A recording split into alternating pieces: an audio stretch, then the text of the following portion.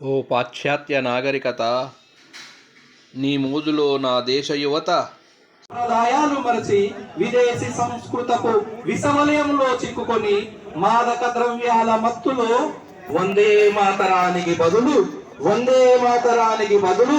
మందే మాతరమని నినదిస్తూ విలువలనే వలువలు లేని సమాజంలో జీవిస్తున్నారు.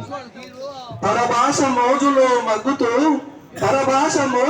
మ్రగ్గుతూ అమ్మను మమ్మిని చేసి, నాన్నను డాడీని చేసి, ఆంటీలతో అత్తమ్మలు మామయ్యలు, చిన్నాన పిన్నీలెవరో తెలియక సిస్ బ్రోలతో షాట్ చేసి, వావి వరసలకు తూట్లు పొడిచి మాతృభాషను మృతభాష చేశారు.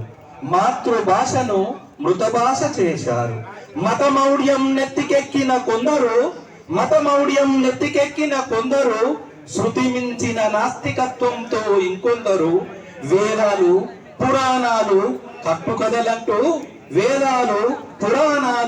కట్టుకథలంటూ సనాతన ధర్మాన్ని అవహేళన చేస్తూ భరతమాతకు భక్తవరంటూ మేధావులు తయారయ్యే కర్మాగారమైన విశ్వవిద్యాలయంలో బిగ్ ఫెస్టివల్స్, ముద్దుల పండుగలు, కన్నులు ఎరుపు రంగుతో మసగబారిన స్వయం ప్రకటిత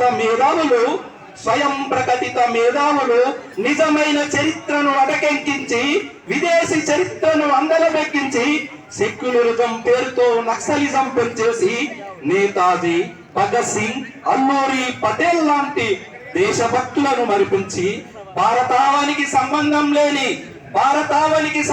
లేని లెనిన్, చెగువీరాలతో మురిపిస్తున్నారు.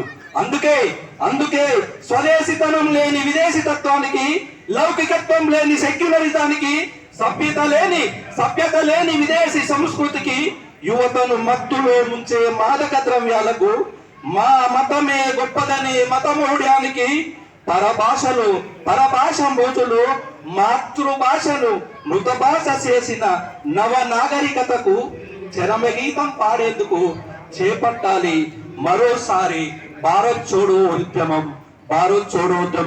జై భారత్.